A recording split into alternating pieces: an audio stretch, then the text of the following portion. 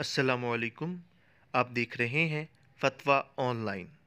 हम अक्सर देखते हैं कि लोग अपने छोटे बच्चों को मस्जिद में ले आते हैं, जो शोर करते हैं और दूसरे लोगों की नमाज में खलल पैदा करते हैं।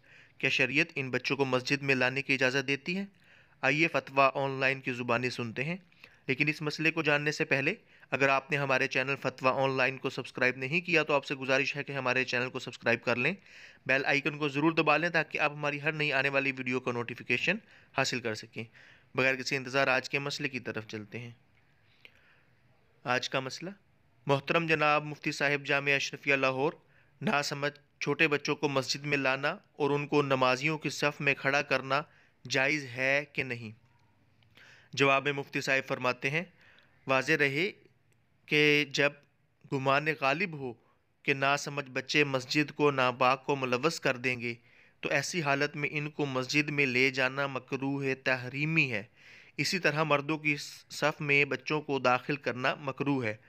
अलबत्ता अगर बच्चा समझदार हो तो इसका मस्जिद में लेकर आना और मर्दों की सफ़ में खड़ा करना दुरुस्त है।